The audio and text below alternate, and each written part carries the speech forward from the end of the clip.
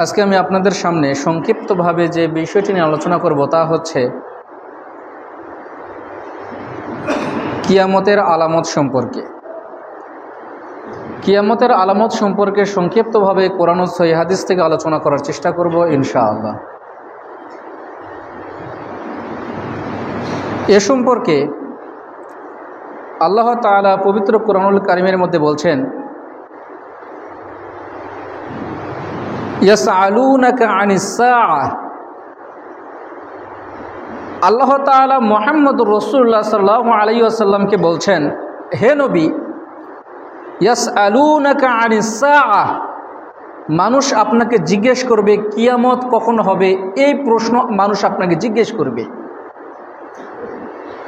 কুল ইন্নামা ইলমুহা ইনদা রাব্বি, আপনি মানুষদেরকে জানিয়ে দিন কিয়ামত কখন হবে এই সম্পর্কে আল্লাহ বেশি জানেন। এটা কখন হবে এই সময় সম্পর্কে আল্লাহ জানেন, আমি জানি না। লা ইউযাল্লিহা লিওয়াক্তিহা, তার নির্দিষ্ট সময় এটা আল্লাহ জানেন। ইল্লা হুয়া সাকুরাত ফিস সামাওয়াতি ওয়াল আরদ, যখন কিয়ামত হবে তখন পৃথিবীতে একটা ভয়ঙ্কর পরিস্থিতি সৃষ্টি হয়ে যাবে।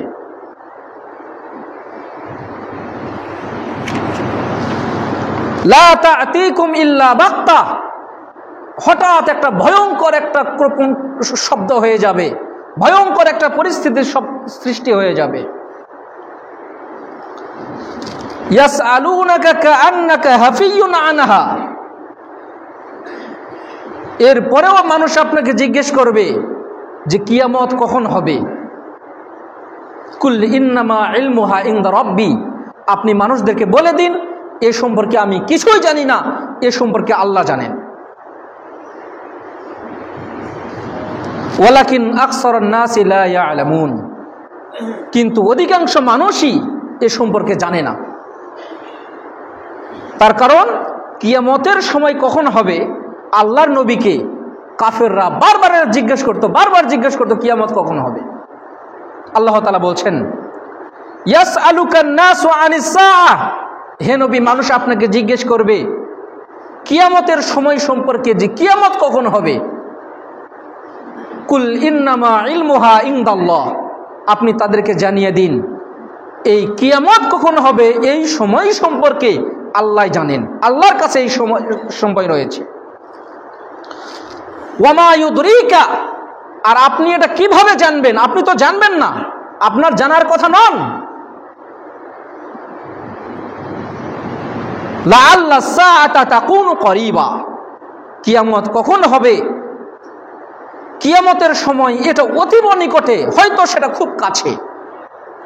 আল্লাহ তাআলা বলছেন, ইয়াসআলুনাকা আনিস সাআতি আইয়ানা মুরসাহা, কিয়ামত কখন হবে মানুষ আপনাকে এটা জিজ্ঞেস করবে।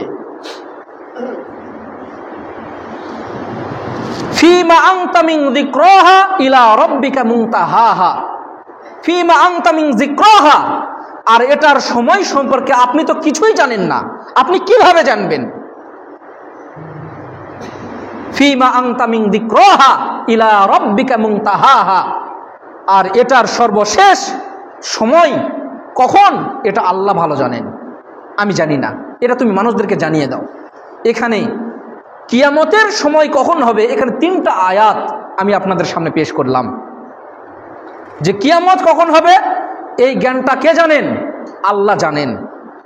আল্লাহ ছাড়া কিয়ামত কখন হবে এই জ্ঞানটা আমরা কেউ জানি না। আবু হুরায়রা রাদিয়াল্লাহু তাআলা আনহু থেকে বর্ণিত, তিনি বলছেন, জিবরিল এসে আল্লাহর নবীকে একবার জিজ্ঞেস করলেন যে কিয়ামত কখন হবে, এ সম্পর্কে আপনি কি জানেন? আল্লাহ তাআলা বলছেন যে কিয়ামত কখন হবে, আল্লাহ নবী বলছেন কিয়ামত কখন হবে এটা আসমান এবং জমিনের কেউ জানে না, শুধু আল্লাহ ছাড়া।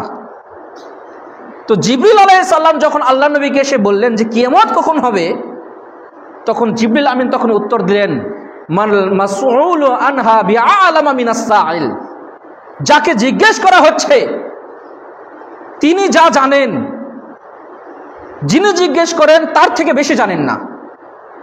অর্থাৎ মুহাম্মদ সাল্লাল্লাহু আলাইহি সাল্লাম কিছুই জানেন না। যিনি প্রশ্ন করেছেন তিনি যেরকম যতটুকু জানেন আমিও ততটুকুই জানি। মানে আমি কিয়ামতের সময় কিয়ামত কখন হবে এটা আমরা জানি না, তবে কিয়ামত হবে শুক্রবারে। আর মানুষ সবচেয়ে বেশি যেদিন ঘুমায়, চাকরিজীবীরা যারা বিভিন্ন কর্মতে যুক্ত রয়েছেন, যখনই ছুটি পান সব থেকে যেই দিন বেশি ঘুমান সেটা হলো শুক্রবারে, ইয়াউমুল জুমআ, শুক্রবারের দিন। অথচ পৃথিবীতে এমন কোনো কিছু নেই, জড় পদার্থ যার জ্ঞান আছে যার জ্ঞান নেই, পশু পাখি গাছপালা লতা ঘাস এই কঙ্কর থেকে শুরু করে এমন কোনো কিছু নেই যারা আল্লাহর তাসবিহ পাঠ করেন এই জুমার দিনে। এই জুমার দিনে বেশি বেশি তাসবিহ পাঠ করা, জুমার সালাতের জন্য প্রস্তুতি গ্রহণ করা, এটা বেশি প্রয়োজন। যেদিন আল্লাহ তাআলা বান্দার সব থেকে দোয়া বেশি কবুল করেন, এরকম যেই সময়গুলো রয়েছে তার মধ্যে একটা সময় হচ্ছে ইমাম যখন মেম্বারের উপরে দাঁড়াবে সেই সময় থেকে নিয়ে আসরের সালাতের আগ পর্যন্ত এই যে সময়টা, এই সময়ের মধ্যে আল্লাহ বান্দার যত দোয়া কবুল করেন অন্য কোনো সময় এভাবে করেন না। এটা হলো ইয়াউমুল জুমআ, শুক্রবারের দিন। অথচ আমরা এই দিনে পড়ে পড়ে ঘুমাই। যত চাকরিজীবী দেখবেন তার রাত 1টা 2টা 3টা পর্যন্ত ঘুমাচ্ছে, জেগে আছে। ঘুমাবে কখন? ফজরের আজান যখন হবে তখন। কয়টা পর্যন্ত? দুপুর 2টা 1টা পর্যন্ত। জুমার দিনে উপস্থিত হবে কখন? দেখেন যে ওই খুতবা শেষ হবে, টাইম সেট করা আছে, আর 2 মিনিট 3 মিনিট আছে, দেখবেন দৌড়ে চলে আসতেছে এখন জামাত ধরতে হবে। এটা গ্রাম্য এলাকা কম হয়, শহরে বেশি হয়। দেখবেন যত ভিআইপি লোক সবাই পিছনে আসছে, এসে সালাত আদায় করে দেখবেন ওরা সবার আগে চলে যায়। তো এই যে জুমার দিনে একটা সময়, এই সময়টা আমাদেরকে আল্লাহর কাছে দোয়া করা প্রয়োজন। এই সময়টা আল্লাহ বান্দার সব থেকে দোয়া বেশি কবুল করেন, সেটা হলো ইয়াউমুল জুমআ বা শুক্রবারের দিন। আল্লাহ সকলকে সঠিক বুঝ দান করুন, আল্লাহুম্মা আমিন। এখন আসেন, কিয়ামতের কিছু আলামত রয়েছে, ছোট কিছু রয়েছে বড়। এ সম্পর্কে যদি আমরা বিস্তারিত আলোচনা করতে যাই, সংক্ষিপ্ত আকারে হলেও কমপক্ষে 5 থেকে 6 জুমা আমাকে আলোচনা করতে হবে, ইনশাল্লাহ আলোচনা করব। তবে যেন মানুষ ধৈর্য হারা না হয়ে যায়, হয়তো 2 জুমা আলোচনা করার পরে আবার একটু বিরতি দিয়ে আবার কয়েক জুমা পরে এইভাবে ধারাবাহিকভাবে আমরা আলোচনা করার চেষ্টা করবো ইনশাআল্লাহ।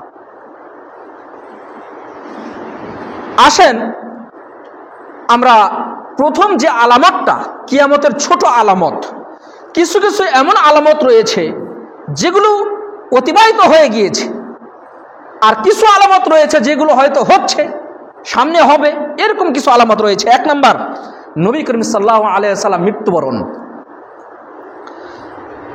আনাস ইবনে মালিক রাদিয়াল্লাহু তাআলা আনহু থেকে বর্ণিত, তিনি বলছেন, আল্লাহ নবী বলছেন, বুইস্তু আনা ওয়াস সাআতু কাহাতাইনি ওয়া যাম্মাস সাবাবাতু ওয়াল উসরা।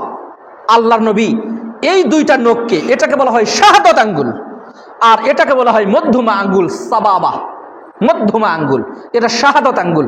এই 5টা আঙ্গুলের নাম রয়েছে। এটা হচ্ছে ইবহাম, একবারে বয়স্ক আঙ্গুল, এটা হলো শাহাদাত আঙ্গুল। আল্লাহর নবী এইভাবে নখটাকে এইভাবে জড়ো করে দেখালেন, বুইস্তু আনা ওয়াস সাআতু কাহাতাইনি, আমি এবং কিয়ামত এই 2টা আমরা পাশাপাশি এসেছি। মানে আমার মৃত্যু হওয়া মানে কিয়ামত চলে আসবে অতীব নিকটে। যদিও 1450 বছর, প্রায় 1500 বছর অতিবাহিত হয়ে গিয়েছে, তার মানে যে কোনো সময় কিয়ামত হতে পারে। আল্লাহ নবী মৃত্যু হওয়া মানে কিয়ামতের একটা আলামত আমাদের মাঝে প্রকাশ পাওয়া। আল্লাহ নবী তার এই শাহাদাত আঙ্গুল এবং মধ্যমা আঙ্গুলকে এইভাবে পাশাপাশি করে আল্লাহ নবী দেখালেন যে কিয়ামত এইভাবে উপস্থিত হয়েছে। আমি যেভাবে এসেছি, আমি দুনিয়া থেকে যখনই চলে যাব, তার মানে কিয়ামত এভাবে পাশাপাশি যে কোনো সময় হতে পারে। 2 নাম্বার, চন্দ্র দ্বিখণ্ডিত হওয়া। আল্লাহ তাআলা বলছেন, ইকতারাবাতিস সাআহ ওয়ানশাক্কাল কমার। ইকতারাবাতিস সাআহ, কিয়ামত নিকটবর্তী হয়ে গিয়েছে। ওয়াংশাক্কাল কমার, এবং চন্দ্র বিভক্ত হয়েছে, মানে অর্ধেক বিভক্ত হয়ে গিয়েছে।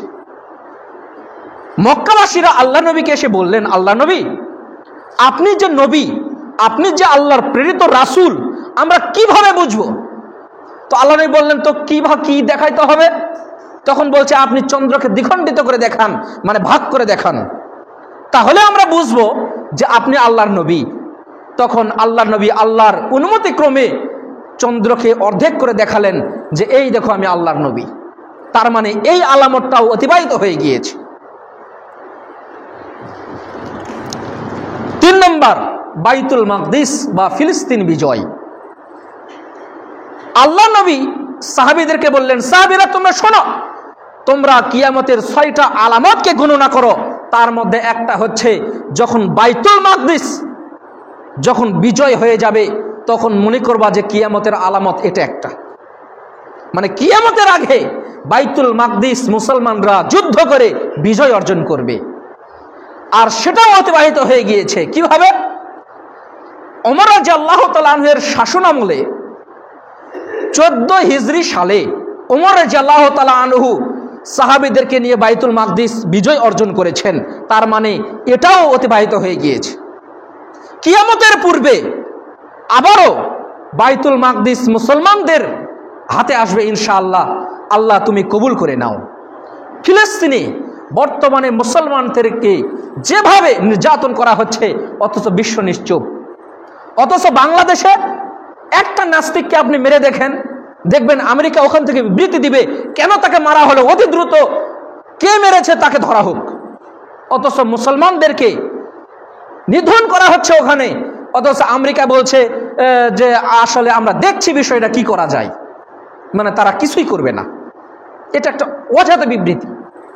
মানে মুসলমানদেরকে মারো, আমরা ইসরায়েলের সাথে আছি। তারপরে আলামত 4 নম্বর হচ্ছে যে মানুষের ধন সম্পদ বৃদ্ধি পাবে। আবু হুরায়রা রাদিয়াল্লাহু তাআলা আনহু থেকে বর্ণিত, তিনি বলছেন, আল্লাহ নবী বলছেন, লা তাকুমুস সাআ হাত্তা ইউকসরা ফীকুমুল মাল। কিয়ামত ততদিন পর্যন্ত হবে না যতদিন পর্যন্ত মানুষের ধন সম্পদ বেশি না হবে। ফায়াফিযু হাত্তা ইউহিম্মুল মাল হাত্তা ইউহিম্মা রাব্বাহু, ফায়াফিযু হাত্তা ইউহিম্মা রাব্বাহু।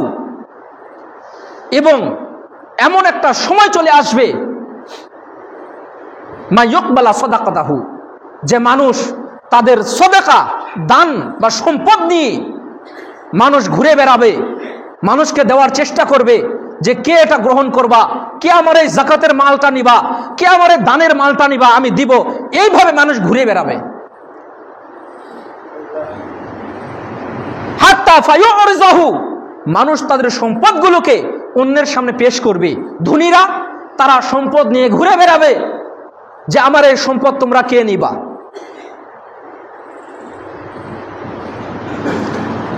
ফায়াকুলুল্লাযী ইয়ারিযুহু আলাইহি লা রাবালি, তখন সাধারণ মানুষ সকলেই তারা বলবে, আজকে আমাদের এই সম্পদ দরকার নেই, তুমি যদি কালকে নিয়ে আসতা বা তুমি যদি কিছু আগে নিয়ে আসতা তাহলে আমি হয়তো নিতাম, আজকে আমার এই সম্পদের দরকার নেই, আমার সম্পদ আছে। এ সম্পর্কে ওমর ইবনে আব্দুল আজিজ এর সময়ে এই আলামতটাও প্রকাশ হয়ে গিয়েছে। কিভাবে? ইয়াকুব ইবনে সুফিয়ান তিনি বলছেন যে আমাদের সময়ে অনেক ধনী মানুষ আমাদের মাঝে সম্পদ নিয়ে আসতো আমাদেরকে দেওয়ার জন্য, কিন্তু আমাদের মাঝে যে লোকজন রয়েছে তারা বলতো আমার এই সম্পদের দরকার নেই, দিয়ে তারা তাদের সম্পদ নিয়ে চলে যেত। মানে এই সম্পদ নেওয়ার কোনো লোক নেই। এই আলামতটা প্রকাশ হয়ে গিয়েছে, আবারও কিয়ামতের আগে এইভাবে প্রকাশ পাবে, দিয়ে হবে কিয়ামত। তার মানে মানুষের ধন সম্পদ এত বেশি হবে যে মানুষ তাদের ধন সম্পদগুলো নিয়ে মানুষ একজন আরেকজনের কাছে যাবে যে ভাই আমার এই যাকাতের মাল, আমার এই সম্পদ আমি তোমাকে দিতে চাচ্ছি, তুমি নাও। সে বলবে আমার কোনো দরকার নেই, আমার নেওয়ার কোনো প্রয়োজন নেই, আমার অনেক সম্পদ রয়েছে, তুমি অন্য কাউকে গিয়ে দাও। মানুষের এত সম্পদ বেশি হবে। এক একটা ডালিম একটা গ্রামের মানুষ খেতে পারবে, এত বড় বড় ডালিম হবে। একটা গাভীর দুধ এত বেশি হয়ে যাবে, একটা গাভীর দুধ একটা পুরা গ্রাম খেতে পারবে। তার মানে মানুষের কত সম্পদ হয়ে যাবে। ধরে নেন প্রতিটা বাড়িতে গাভী থাকবে, এই গাভীগুলো বাজারে নিয়ে যাওয়া হবে, কেউ নেওয়ার লোক নেই, কে খাবে? তখন একটা গাভীর দুধ পুরা গ্রামবাসী খেতে পারবে, এত মানুষের সম্পদ হয়ে যাবে। কিয়ামতের আগে এটা ঘটবে। এরকম ঘটনা অনেক আগে প্রকাশ পেয়েছে, আরো প্রকাশ পাবে, দিয়ে হবে কিয়ামত। এজন্য কিয়ামতের পূর্বে আপনার নিজের আমলের দিকে আপনি একটু নজর দেন। তারপরে 5 নাম্বার হচ্ছে ফিতনা ফাসাদ বৃদ্ধি পাবে। এ সম্পর্কে আব্দুল্লাহ ইবনে আব্বাস রাদিয়াল্লাহু তাআলা আনহু থেকে বর্ণিত, তিনি বলছেন, আল্লাহ নবী বলছেন, লা তাকুমুস সাআতু ফিতানান, কিয়ামত ততদিন পর্যন্ত হবে না যতদিন পর্যন্ত ফিতনা প্রকাশ না পাবে। যতদিন পর্যন্ত ফিতনা প্রকাশ না পাবে ততদিন পর্যন্ত কিয়ামত হবে না। কান্নাহা কিতাউল লাইলিল মুজলিম, যেমন ভাবে অন্ধকার রাত যেমন আধার হয়ে আসে, দিনের পরে যেরকম রাত আধার হয়ে আসে, এরকম কালো অন্ধকারের ন্যায় ফিতনা মানুষ সমাজে প্রকাশ পাবে। তারপরে বলছেন, ইয়াকুমুর রাজুলু মুমিনান, মানুষ সকাল করবে মুমিন অবস্থায়, আবার বিকেল বেলা যে আসে কাফের হয়ে যাবে। আরেকটা হাদিসে রয়েছে, মানুষ সন্ধ্যা বেলায় মুমিন হবে, আবার সকালবেলা সে কাফের হয়ে যাবে। মানে সকালে ছিল মুমিন, বিকেলে গিয়ে সে মুনাফিক হয়ে যাবে, কাফের হয়ে যাবে। ওয়া ইয়াবিউ ফিহা আকওয়ামুন খালাফাহুম বিআরাজিম মিনাদ দুনিয়া, মানুষ অর্থের বিনিময়ে, সম্পদের বিনিময়ে, টাকা পয়সার বিনিময়ে তার চরিত্র এবং আদর্শকে বিক্রি করে দিয়ে দিবে। অল্প কিছু টাকার বিনিময়ে তাদের চরিত্র এবং সম্মান এগুলোকে বিক্রি করে দিয়ে দিবে। দেখেন, আপনি এখনই যান পাসপোর্ট অফিসে, পাসপোর্ট অফিসে গিয়ে বলছে এই কাগজ লাগবে, দিলেন, আপনাকে বলছে চা খাওয়ার কিছু দেন, বলছে আমার কাছে তো টাকা নেই, বলছে আচ্ছা ঠিক আছে কালকে আসিয়েন দিয়ে দিব। পরের দিন গেলেন, বলছে বিবাহ করেছেন? তো বলছে জি বিবাহ করেছি। কয় তাহলে রেজিস্ট্রির যে কাগজটা, ওই কাগজটা দেন। ওহো, কাগজ তো উঠানো হয়নি, যান উঠে নিয়ে আসেন, ওটা লাগবে। এখন কাজী বলছেন 1500 টাকা লাগবে, গিয়েছে 40 কিলোমিটার বাইক চালিয়ে গিয়েছে, তো বলছে 1500 টাকা লাগবে, ওখানে 500 টাকা দিলেও সব কিছু হয়ে যেত। তো বলছে জন্ম সনদের এই সমস্যা, এটা ঠিক করে নিয়ে আসেন, অমুক কাগজের এই সমস্যা ঠিক করে নিয়ে আসেন, এখনই ওকে 1000 টাকা দিয়ে দেন, সবকিছু শেষ হয়ে যাবে, আর কিচ্ছু লাগবে না আপনার। খাজনা অফিসে যান, একই অবস্থা, স্কুল কলেজে যান, একই অবস্থা, সবকিছু ঠিক আছে, আপনার একটু সমস্যা, একটা আকার একটু বেশি হয়ে গিয়েছে। কি বললাম? একটা আকার। সব কাগজের সঙ্গে একটা কাগজের একটা কি সমস্যা? একটা আকারের সমস্যা। তো বলছে 1 লাখ টাকা লাগবে, না হলে হবে না, নিরুপায়, সময় আর একদিন, 1 লাখ টাকা দিতে হবে আপনাকে। মানে সবাই শুধু খাওয়ার জন্য বসে আছে। আপনি কাস্টম অফিসে যান, আপনার ওই লাখ টাকা না দিলে আপনার সিগনেচার হবে না। এমন কোন সেক্টর নেই যেই সেক্টরগুলোতে এইভাবে চোর দুর্নীতিবাজরা এখানে বসে নেই, সবাই শুধু খাওয়ার জন্য বসে আছে। আপনি তদন্ত করেন, আপনি যান, আপনি যারা কাজ করতে যান, এমন কোনো মানুষ নেই যে আপনার কাজ করতে যান। যান খাজনা অফিসে যান, আপনার এই সমস্যা, এই কাগজ নিয়ে আসেন, এটা হবে না, অমুকটা নিয়ে আসেন, এখনই টাকা দেন, সব মাফ হয়ে যাবে। দুর্নীতিতে সব চ্যাম্পিয়ন, সব কিছু ভরে গিয়েছে অবস্থা। এজন্য আপনারা দেখে শুনে আপনারা আপনাদের প্রতিনিধি নির্বাচন করবেন। কে কোন দলের আপনারা সেটা দেখবেন না, ভালো মানুষকে, আপনি ভালো মানুষটাকে বাছাই করেন, সেটা যে কেউ হতে পারে। আপনাদের যদি গ্রামেরও কোনো প্রতিনিধি নির্বাচন করেন বা তাকে যদি আপনারা চয়ন করেন, আমার বিশেষ পরামর্শ থাকবে যে ও যদি ভিক্ষুক হয়, ও ও যদি সবচেয়ে গরিব হয়, যদি মনে হয় এর কাছে গেলে আমি ভালো কাজটা সুষ্ঠুভাবে করতে পারবো, তাহলে আপনি তাকে নির্বাচন করেন, তাহলে দেখবেন সমাজটা শান্তিতে ভরে যাবে ইনশাআল্লাহ। প্রধান যিনি, তিনি চাচ্ছেন যে সবাই যেন ভালো হয়, কিন্তু আমরা সবাই চোর দুর্নীতিতে ভরে গেছি। কি যে অবস্থা, আল্লাহ ভালো জানে। কিয়ামত অতীব নিকটে, আপনি যত দিন যাবে কিয়ামত মনে করেন চলে আসছে। কিয়ামত ততদিন পর্যন্ত হবে না, তিনজন মানুষ যতদিন পর্যন্ত আল্লাহকে ডাকার মতো থাকবে, তিনজন মানুষ আল্লাহকে যতদিন পর্যন্ত ডাকার মতো থাকবে ততদিন কিয়ামত হবে না ইনশাআল্লাহ। কিন্তু হবে, কিন্তু কি হবে, কিয়ামত হবে।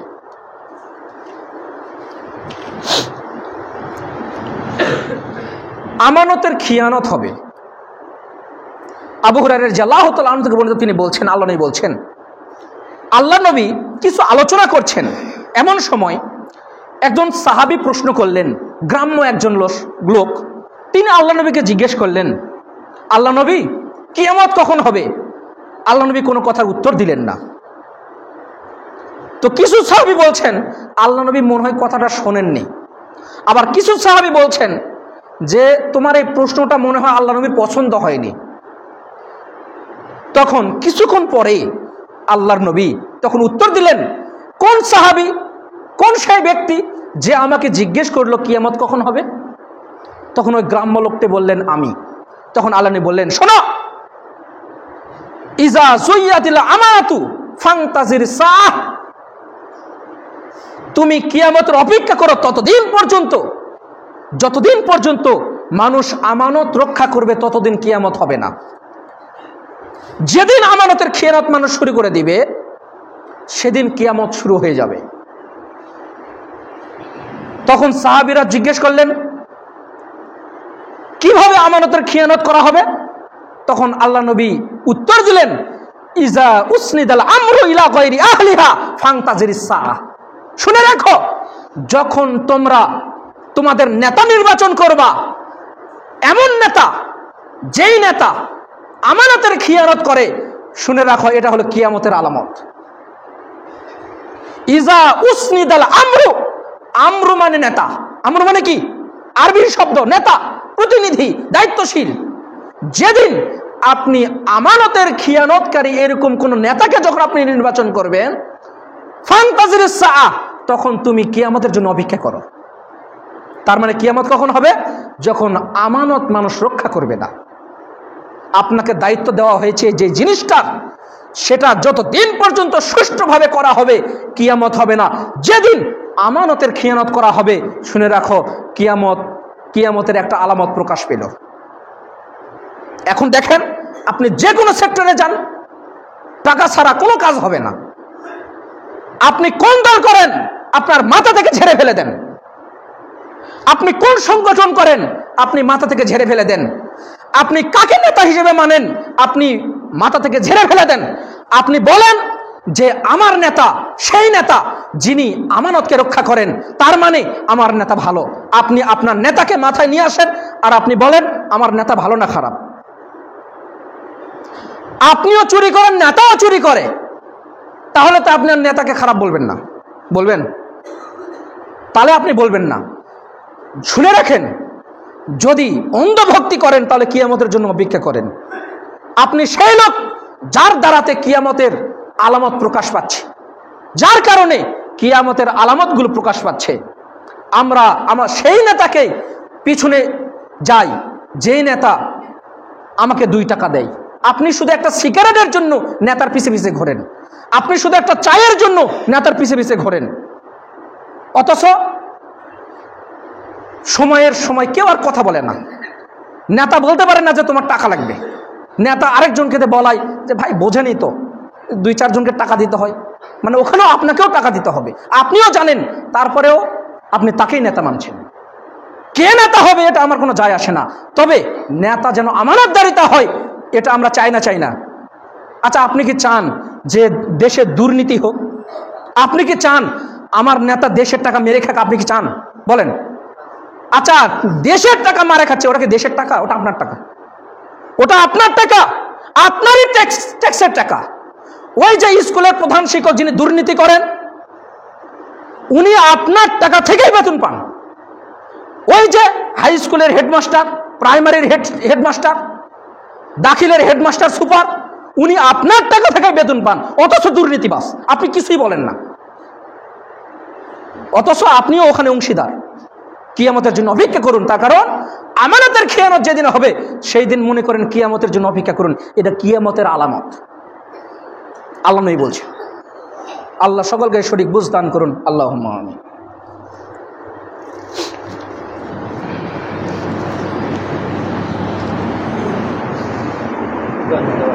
জাকারিয়ার মা না খুব অসুস্থ, জাকারিয়ার মা, তার জন্য একটু দোয়া করবেন।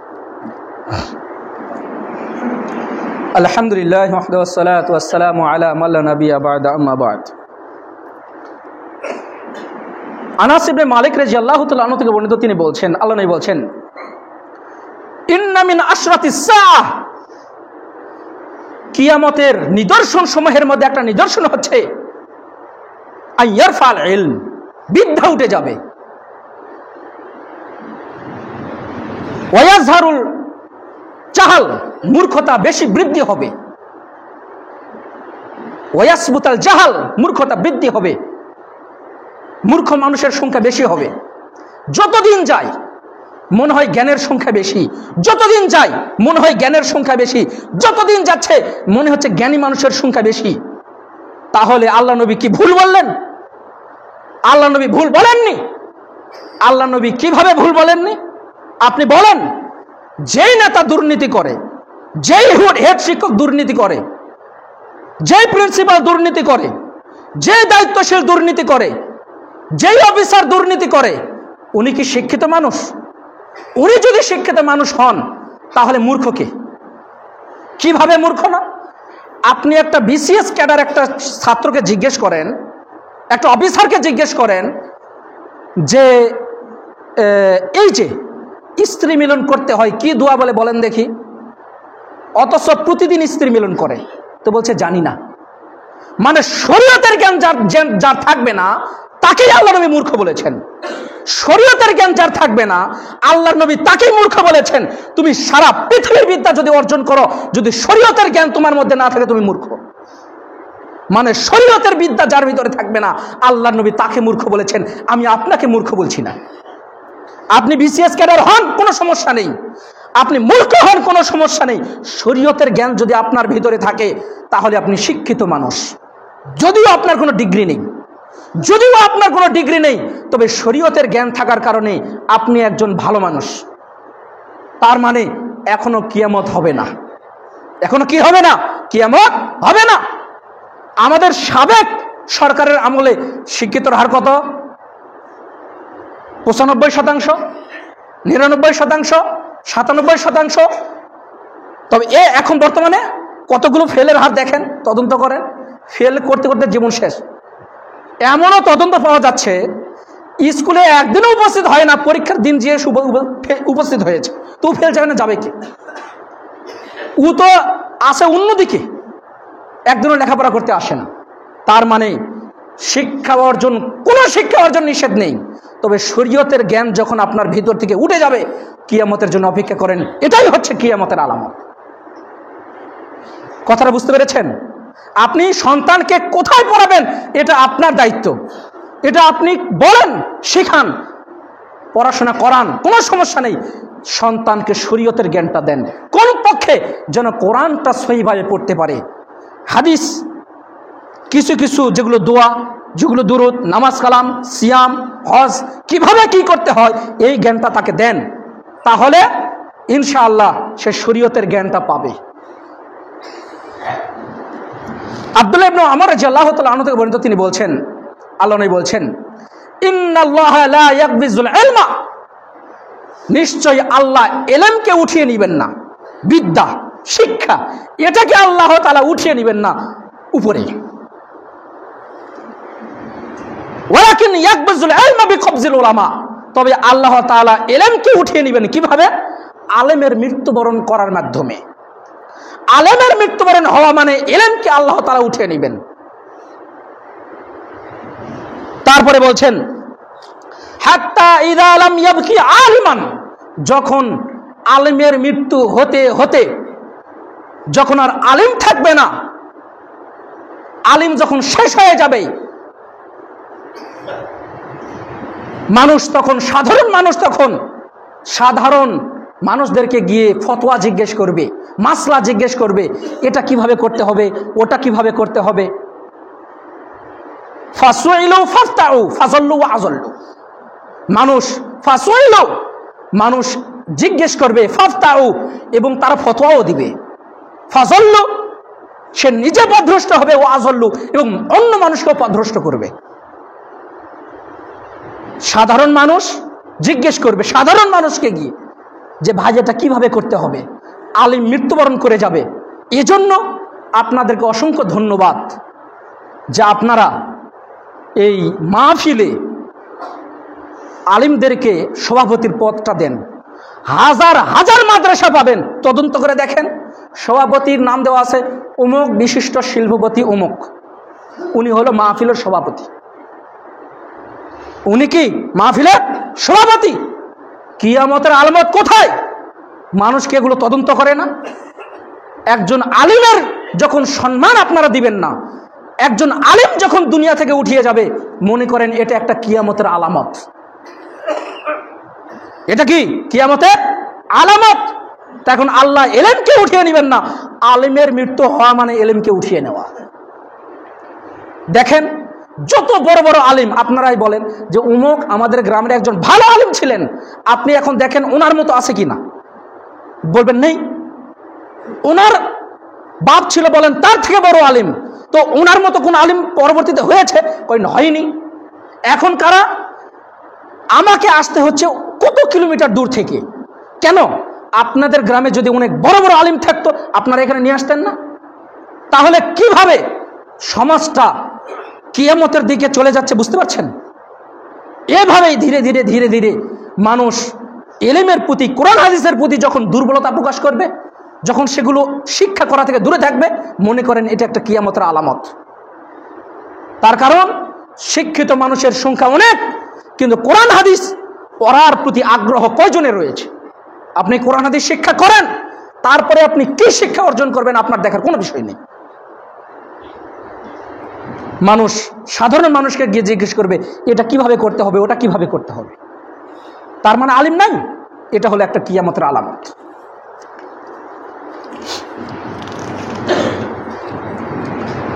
আলোচনা শেষ, কিছু বিষয় ছিল আমরা সামনে আলোচনা করার চেষ্টা করব ইনশাআল্লাহ। কি নামটা বললেন? নামটা ভুলে গেলাম।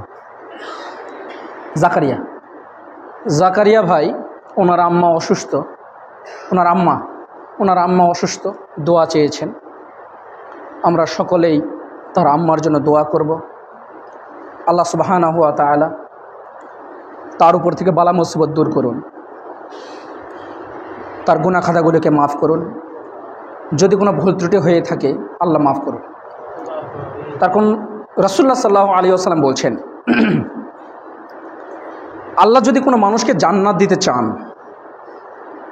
তাহলে আল্লাহ তাআলা তার উপরে কোনো বালা মুসিবত দিয়ে, বড় কোনো অসুস্থ দিয়ে, আল্লাহ তাআলা দুনিয়াতে তার অন্তরটাকে পরিষ্কার করে নেন, দিয়ে মৃত্যুর পরে আল্লাহ তাকে জান্নাত দেন। এই অসুস্থতার মাধ্যমে আল্লাহ তাআলা তার গুনাহ খাতাগুলোকে মাফ করে দেন। এজন্য সব সময় আমিও জানি যে বিপদের সময় ধৈর্য ধরা অনেক কঠিন। তো আমরা সকলেই তার আম্মার জন্য দোয়া করব, আল্লাহ শেফায়ে কামেলা আজেলা দান করুন, আল্লাহুম্মা আমিন। আমি দোয়া বলছি, আপনারাও আমার সঙ্গে বলেন। আজহাবিল বাস রব্বান নাস ওয়াশফি আনতা শাফি লা শিফাআ ইল্লা শিফাউকা শিফাআন লা ইউগাদিরু সাকমা। আল্লাহ তার গুনাহ খাতাগুলোকে মাফ করে দিন, তার যে সমস্যা, আল্লাহ সমস্যাগুলোকে দূর করে দিন। বিপদ আপদ থেকে আল্লাহ তাকে রক্ষা করুন, তাকে ধৈর্য ধারণ করার তৌফিক দান করুন, তাদের পরিবারকে ধৈর্য ধারণ করার তৌফিক দান করুন। আমাদের মধ্যেও যারা অসুস্থ, বিভিন্ন সমস্যায় রয়েছে, আল্লাহ তুমি আমাদেরকে ধৈর্য ধারণ করার তৌফিক দান করো। আমাদের সমস্যাগুলোকে দূর করে দাও। আল্লাহ যারা মৃত্যুবরণ করেছেন আল্লাহ তুমি তাদেরকে জান্নাতুল ফেরদাউস নসিব করো। আমাদেরও যাদের বিভিন্ন সমস্যা, এই যে কিছুদিন আগে একটু ঝড় হয়ে গেল, আমরা দেখলাম অনেকেই ধান পড়ে গিয়েছে। কেন হয়েছে আমরা জানি না, তবে বিভিন্ন আলামত, বিভিন্ন সমস্যা, বিভিন্ন কারণে এগুলো হয়ে থাকে। আল্লাহ কোরআন হাদিসে এগুলো বলেছেন। তো আমরা যাবতীয় অবস্থায় আমরা ধৈর্য ধারণ করার চেষ্টা করব। হতে পারে আল্লাহ এটার বিনিময়ে সামনে আমার জন্য ভালো কিছু রেখেছেন। এজন্য আমরা আল্লাহর কাছে সর্বাবস্থায় ভালো কিছু কামনা করব। আল্লাহ তুমি আমার গুনাহ খাতাগুলোকে মাফ করে দাও, আমাকে ধৈর্য ধারণ করার তৌফিক দান করো, ইমানের সহিত তুমি আল্লাহ আমাকে মৃত্যু দান করো, শিরিক থেকে বিরত থাকার তৌফিক দান করো, বিদআত থেকে বিরত থাকার তৌফিক দান করো, সুন্নাত অনুযায়ী যেন আমল করতে পারি আল্লাহ তুমি আমাকে সেই তৌফিক দান করো। আরেকটি কথা পরিশেষে, আমি যে আলোচনাগুলো করি কখনো মাথার মধ্যে এই জিনিসটা নিয়ে আসবেন না, মনে হয় আমার নেতাকে বললো নাকি, মনে হয় আমার দলকে বললো নাকি। এই কথা যদি মাথায় নিয়ে আসেন তাহলে আমার সঙ্গে আপনাদের দূরত্ব সৃষ্টি হবে। তার কারণ আমি কোনো রাজনীতি করি না, আমি চাই একজন ভালো নেতা। আপনি চান না? সবাই চাই, আমরা সবাই চাই। আমি কাউকে উদ্দেশ্য করে, আল্লাহর কসম, আল্লাহ উপরে সাক্ষী, আমি কাউকে উদ্দেশ্য করে আমি কোনোদিন কোনো কথা বলি না। আমি চাই সমাজে একজন ভালো প্রতিনিধি আসুক। আপনার যেরকম ক্ষতি হয় আমারও অনুরূপ ক্ষতি হয়। 2016 সাল থেকে আমি আমার জন্ম সনদটা ঠিক করার জন্য চেষ্টা করছি, আজ পর্যন্ত পারিনি। অথচ সরকার কি চাইলে এটা পারে না? এমন কোনো সিস্টেম পারে না যে তুমি যদি তোমার সার্টিফিকেট যদি পেশ করো 1 মিনিটের মধ্যে এটা সলভ হয়ে যাবে? এটা কি পারে না সরকার চাইলে? তো এটা কেন হয় না? আল্লাহ ভালো জানে কেন হয় না, আমিও জানি না। তো আমি চাই একজন ভালো প্রতিনিধি আসুক, যারাই আসবে, যে কেউ আসুক, আমরা ভালো প্রতিনিধি চাই। আপনিও চান, আমি মনে করি আপনিও চান। তো এই জন্য কেউ আমার কথাতে মনে করবেন না অমুককে বললো নাকি, অমুককে মানে উদ্দেশ্য করে বলেন নাকি, হুজুর কি অমুক নাকি। এই কথা যদি মাথায় নিয়ে আসেন, আমি আপনাকে চ্যালেঞ্জ দিয়ে বললাম, কোনো দিন আপনি আমার সম্পর্কে তদন্ত করে প্রমাণ করতে পারবেন না হুজুর মনে হয় ওটা করে। এটা কখনোই প্রমাণ করতে পারবেন না ইনশাআল্লাহ। তাহলে আমি আমার অন্তর থেকে অটুট। এই জন্য কোনো সংগঠনে আমি যুক্ত হইনি। অনেকেই আমাকে দাওয়াত করেছে, তখন একটু আলোচনা পারি, তো একটু কথা বলতে পারি। যে কেউ আমাকে বলে যে হুজুর আসেন আমাদের সঙ্গে যুক্ত হন, কোরআন হাদিসের সঙ্গে ইয়ে করেন, আমি বলছি না ভাই, আমি সবার সাথে আছি, যারা ভালো কাজ করবে আমি সবার সাথে আছি, আমাকে কারো দিকে টানিয়েন না ভাই, অনুগ্রহপূর্বক। তার কারণ একজন যদি আসে, তার বিপরীত কেউ আসলে পরবর্তীতে তাদেরকে মারে, আবার তারা যদি পরিবর্তন হয় আবার তাদেরকে মারে। এই জন্য আমি মার খাওয়াতে নাই ভাই। আমি চাই 2 দিন বেঁচে থাকি, ইমানের সহিত মৃত্যুবরণ করি। আজকে বললাম, আর কোনো দিন বলবো না, হয়তো আবার যদি প্রয়োজন পড়ে 6 মাস পরে বলবো, যদি আপনারা ভুলে যান। কারণ মনের ভিতরে যদি আবার কিছু নিয়ে আসেন তাহলে সমস্যা। সুবহানাকাল্লাহুম্মা বিহামদিক, আশহাদু আল্লা ইলাহা ইল্লা আনতা, আস্তাগফিরুকা ওয়া আতুবু ইলাইক। আসসালামু আলাইকুম ওয়া রাহমাতুল্লাহি ওয়া বারাকাতুহু।